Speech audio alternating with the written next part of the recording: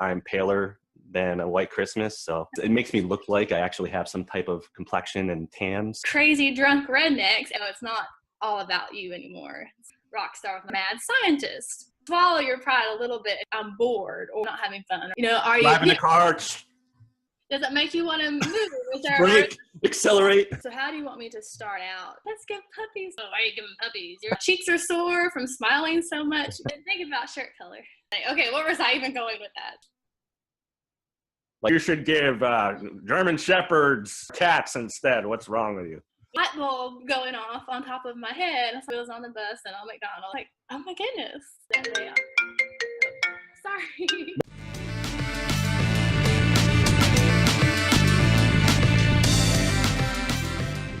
Welcome to episode 18 of DJ Center Stage TV. I'm Jim Collins. I'm very excited about today's guest. She's the owner of Stacie Randy Weddings, a DJ and MC team. She's been a DJ for 12 years and actually got her start in the wedding and performance industry as a piano player and singer in a band. Welcome, Stacie Carroll, to the show. Well, thank you so much for having me. I'm excited. I'm excited too. This is great. Now, I could easily dedicate an entire episode to how you started off as a singer in a band. I would love to hear more about that, being that I started my career in the entertainment industry as a vocalist as well. So can you share that? Sure. Well, I have loved music and performing my whole life. So I have pictures of me when I was little, 3 or 4, with a microphone singing, and it was always my dream. And so starting in middle school, I got into, I'm going to be in a band, and I was in different bands off and on until I joined my last band, which my husband was in, and we started dating, and the other band members kind of freaked out and they quit, but we had a wedding planner call and ask the band to do a reception. And so we said, well, the band's not together anymore, but we could DJ it, because I also would make CDs to play during our breaks of the band. I was an aerobics instructor, so that's how I learned how to mix music. Because I would make mixes for my classes, and I'm big into dancing, so I had tons of like hip hop dance mixes and stuff. And so I was like, let's just play some music and some mixes, and that was 11 years ago, and it just took off. Nice, nice. So what type of music did you write or perform when you played in bands? Did it vary or? Yes, it was mostly my style. I loved rock, and I don't really know an artist to tie it to. Like, I love the piano singer-songwriter style, like Adele. I wish that she had been around whenever I was doing that, because whenever I was playing, it was all, you had to have a big band. And it was like, I could never find all the musicians. I would have a guitar player, or I would just have a drummer, or wouldn't have a whole band. I was like, if I could just have a piano and just sing, that would have been awesome. So that was mostly what I did, but I also was big into rock and the kind of like Evanescence, like that. I would have loved stuff like that. I used to cover Evanescence, actually, Bring Me to Life, and you know, yeah. So that was super cool. Whenever I was doing it, that there really was no female rock musicians. I really didn't feel like that was anything for me to tap into. And then all this stuff came after I was doing the band. I was like, gosh, I wish that had been around. Right. Did you like No Doubt or Paramore, or do you like them? I loved No Doubt. Yes. Yeah. Yes, and then Paramore. That was also kind of after the band thing stopped. But did you find that you had to find yourself as a vocalist when you first started off? I mean, did you copy the artists you loved at first, and when did that shift take place to creating your true, authentic vocal style? My thing for years was I was like, I'm 100% authentic. I'm not covering anybody ever. Everything is just my own original music. Yeah. And so I really didn't. I love music and I love tons of artists, but there really wasn't one that I felt like I was trying to be like. Good for you. I had to struggle with that at first, because I would write music and I would find that, you know, the artists that I was listening to, because I was inspired, because I really liked those artists, that a lot of my songs sounded like that, and even vocally almost like imitating them. Queen was huge as far as my influence goes. Alice in Chains, Stone Temple Pilots, Beatles. So I had a hard time for quite a while coming up with my true identity as a vocalist and my own sound, and feeling confident enough to present that, I think, was probably the biggest struggle for me. And I can kind of incorporate that into DJing as well. When I first started DJing, I mean, we have all of these great resources like Randy's 1% Solution, Mike Walter, and you get to see all these different styles. And when I put that up and showcase in your town as Master of Ceremonies, that Facebook group, where you get to see other people's styles, it was a good, I guess, kind of template to see how people do it and bring their own personality into that. But it was also the same thing. Starting off DJing, it was hard to really capture that and make it truly my own. So I think I still struggle with that a little bit, because you see really good things and you learn other things from other performers, but crafting it into your own it's a challenge, I think. Yeah, and I think I've gone kind of in the opposite direction of where I started, especially going into DJing and playing then in a cover band. It's like, you have to play the songs that people are wanting to hear. So it's not just like about me, like, oh, here's this amazing song that I wrote. And then people be like, what in the world is this? The cover band that I joined. It was a cover band, okay. My previous bands that I had been in, we mostly focused on original stuff. Okay. But we were more of the garage band style. And then so I joined an already established band that had shows every weekend. You know, we travel around, you know, I don't know how far, but, you know, 3-4 hours away. Had stuff all the time. So I just joined and I did their songs. They were wanting to bring on a female singer and kind of add some depth to what they were doing. And a lot of their stuff, or I was like a big rocker, a lot of their stuff was more country and classic rock. And it was songs that I'd never heard of. And so I had to learn all these songs. And I was like, I don't even know what these are. But it's kind of, you swallow your pride a little bit and you know it's not all about you anymore. It's kind of going towards the crowd and knowing what they want. Having that dynamic with having your husband in the band with you too, did you agree on a lot of the choices of the songs you'd play for covers? Did you find sometimes it was hard to do that? Yeah, well, they had a huge set list, and so he was wanting to add me into it. So basically, I kind of went through and just like picked out, okay, I've heard this song before, or here's a song that I think I could sing. And then I also had some songs that I sang, like Crazy by Patsy Cline. That's a song that I used to sing karaoke whenever I was little. So that was one that we added to our sets, and just kind of some that I've had been already singing for years. But it was a big variety of stuff.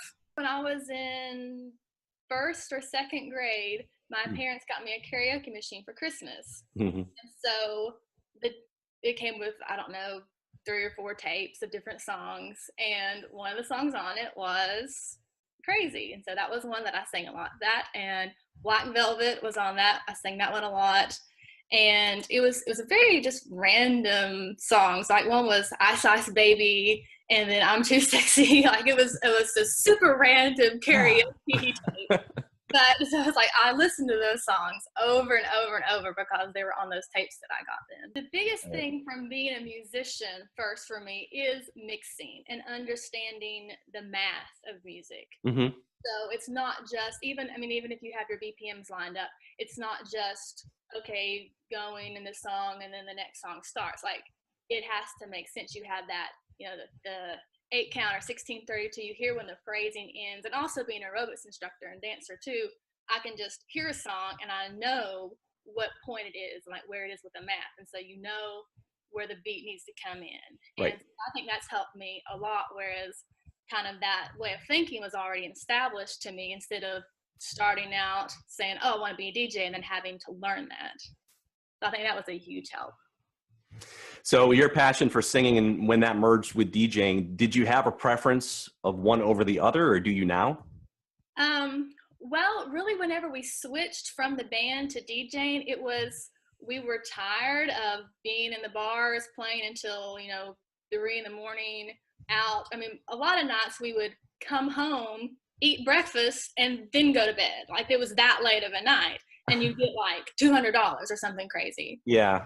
And then after seeing weddings, it's like it's an amazing atmosphere. You don't have these crazy drunk rednecks. Everybody's happy. They feed you, and you can get more money, and then you can be home by midnight. I mean, that was kind of how we switched from the bar scene to the wedding scene. But that was 11 years ago, and it's so much since then. And I say I'm way more stressed out now than I was when I started. But, is that right? Okay. Yeah.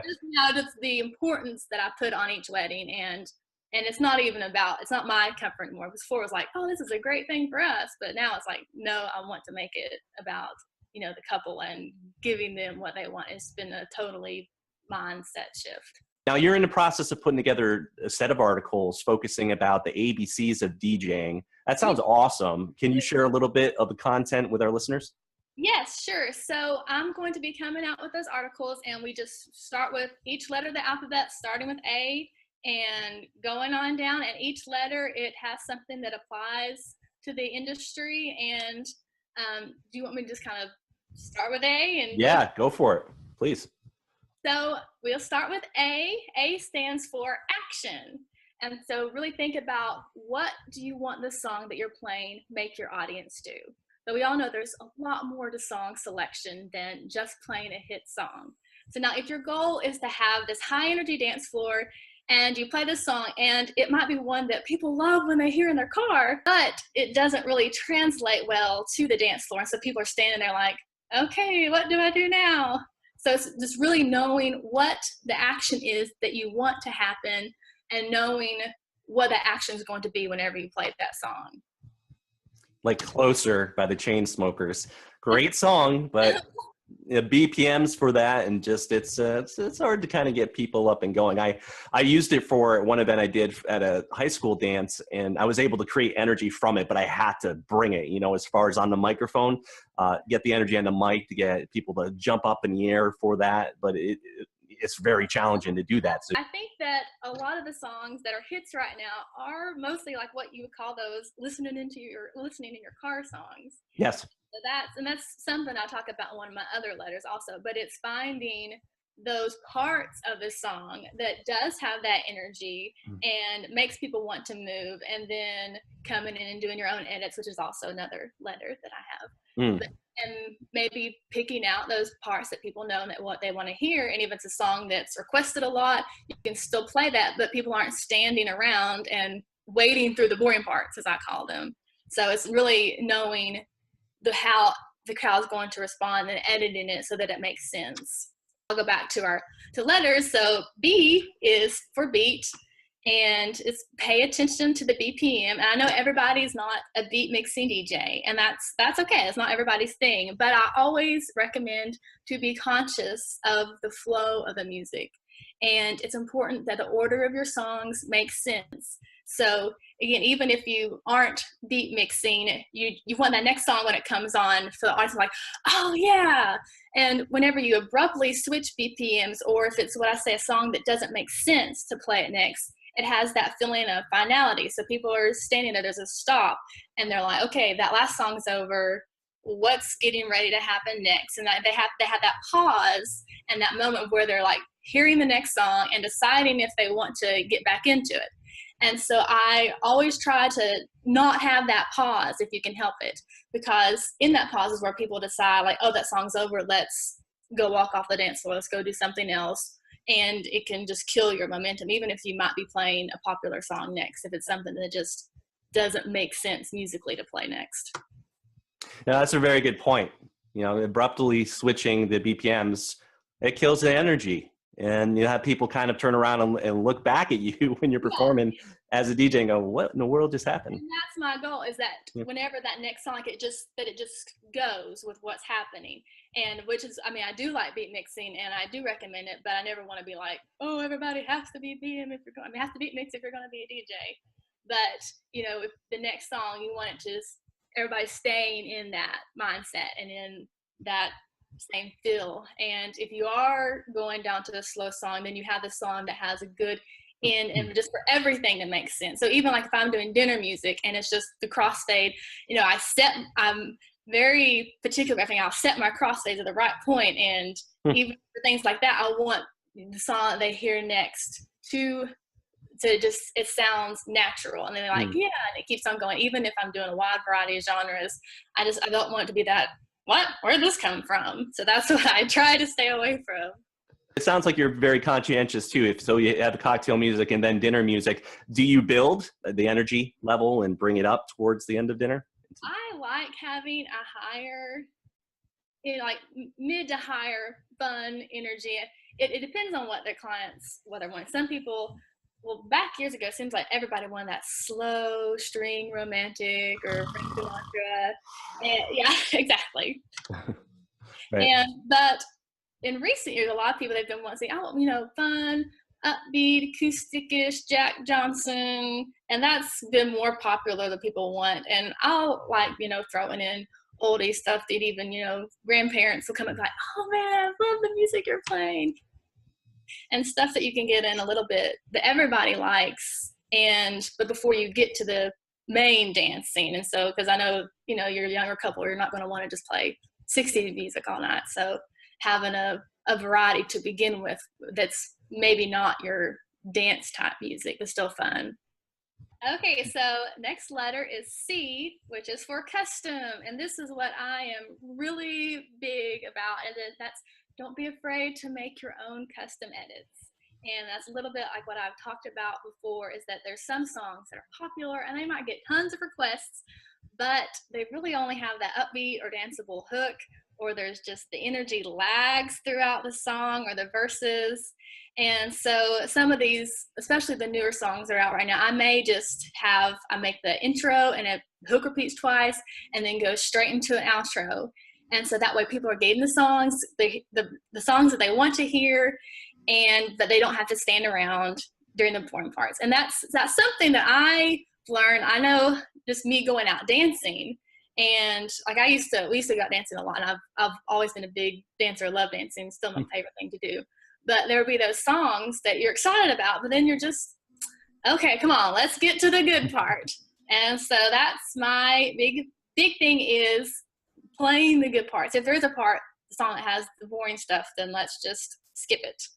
And again, but with musical background, I always want to make sense. And so it shouldn't ever sound jerky or like you skipped. I want it to just sound like that's how the song goes. And I also make short edits for pretty much every single song that I play. Really only slow dance songs are the only songs that I play in their entirety. And it's just, there's always that part where, you just start getting tired of a song, or you're ready to go on to the next thing. And I like having the intros and outros, because I'm big as a musician. I want it to sound good, and I don't want it to just sound like, okay, now here's the next song. I want it to all blend and flow and just sound like that's the way it's supposed to be. So I do edits for pretty much everything. That's my big thing that I like doing. I love doing that. But if you have a couple or a client that specifically tells you when you sit down with them or talk with them that, we were at a wedding or an event and their DJ mixed out into other songs halfway through, I didn't like that. How do you approach that? If somebody told me that, I would be like, okay, if that's what you want. But really, pretty much everybody that we book were like, we just trust you to do what's going to work the best. Yeah. And that's the big thing about having songs make sense, is that it's not just chorus, chorus, chorus, chorus, and that's all you play. Right. The songs, like one song I think of a lot is, Lil Jon, Get Low. Like, I wouldn't just do the chorus. So there's a part that everybody knows, bend over to the front, touch toes, or something like. Like, that's a part that everybody wants to hear. And so I'm not going to skip that part, even though that's at the end. So then I'll take out a part at the middle so that the song's shorter, and it just sounds like the song is just going on. So I really think a lot of songs, people don't even notice it. They don't even realize it. Yeah. So that's the knowing your music and knowing the popular parts of the songs that people want to hear. And, the ones that everybody always yells out. And like Usher, like everyone is like, Lady in the Street. Like, you're going to keep that part in there because everybody's always yelling that part. So exactly. Songs, it's not parts of songs that people are looking for and that they're going to notice if it's not there. So I want it to just flow and then keep everybody engaged. That's a good point. Recognizing the key parts of the song that everyone's going to sing along to, and knowing the parts that are not as important, and using it as a framework or doing your mixes and your beat mixes. I use the sampler in Virtual DJ. I don't know what you use for a program, but it doesn't matter. I mean, you can do a lot of different things with different programs, but I add a light or heavy kick drum sometimes to a verse that drops out, verse halfway through the song, just to keep the energy. Also kicking a snare drum sound wherever it fits. I know some people loop parts of the same song on another deck as a technique, but so many songs nowadays, as you're describing, they'll drop out at the verse, but it makes it fun for us to experiment and create energy with our mixes because of that. So here in Virtual DJ, I just want to share something. I'll share one song with everybody here. You know, just a kick, kind of bring it.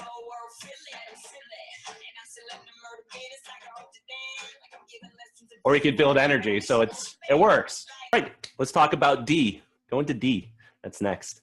D is different. So it's okay to be different and to find your own style. And I know a lot of times we focus on, you know, what are other people doing and what's working for other people. And I know everybody, you know, they have all these programs and books and seminars, and we're all like, what are you doing to make it work for me? And that's great. I've learned so much from other people, but it's also important to really think about yourself and what makes you unique and what separates you from other DJs. Because most people, a lot of times when they're going to book a DJ, they think, oh, everybody is exactly the same. You know, it's just the DJ, it's playing music, and knowing what makes you different and how can you use that different and that uniqueness of yourself and how you can use that to attract the clients that you're looking for. So someone that wants you versus just someone that's just going to play some music. All right, energy, moving right to E. Okay, energy. And energy is something that I talk about a lot. But is really think about the energy of a song through its entirety. And you know, I said most songs, they have a point when people are like, okay, I'm tired of this, let's go on to something different. So knowing the part where a song starts losing energy. So it could be that the verse or there's a break or some of the song is a lower energy part and people kind of tune out during that part, or maybe it's just a long song and you don't want to hear it that long. And so knowing the parts that, you know, that are important to have and to keep that energy high. And that's why I do like beat mixing, is that you can control your set. So if you want that song to be shorter, you know, you can make it shorter. You can go into that next day, have it start at that high energy part. And also I do this a lot in the car. Also, I call it practice dancing. And so when you're listening to the song, really think about what you yourself want to do during the song. So, you know, are you driving the car? Does that make you want to move? Brake, accelerate. Yeah. Well, I spend a lot of time driving with my 3 kids. We're in the car a lot.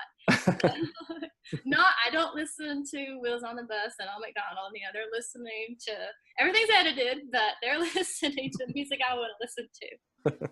But, you know, there comes that point like, okay, I'm ready to switch the channel. So see what else is playing. Like, why did I get bored here? Is it the song, or is it a part of the song? Is it something, how's that going to translate to dancers? Are they going to get bored in this same spot too?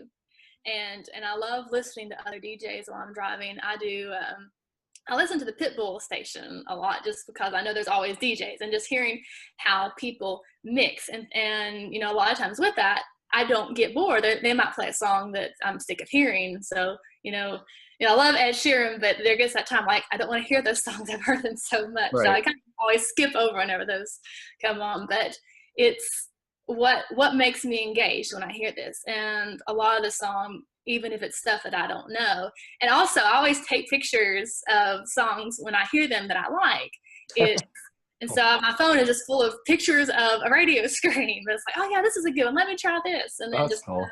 And then just I use my own personal experience and thinking about how then other people are also going to respond. And so then that does come into knowing your audience and knowing your couples and really putting yourself in their position and thinking how people are going to feel to that certain music. That's cool. Like, take a song like Shout. I mean, it has drop off close to the end of the song. So I used to get everyone on the dance floor looking back at me when it stopped in that part, you know, now wait a minute, you know, and then it's just a stop before the piano part comes in, and people just look back and like, what happened? Did you just stop the song? People have heard that song 1,000 times, but they still do that on that initial part and that drop in the song. I made my own version of it, you know, so that's what I did in virtual DJ.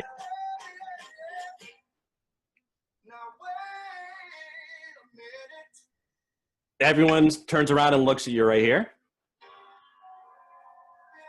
You know, it's cool, and people would sing along to that too. But you could kind of do this as well, make a cue point.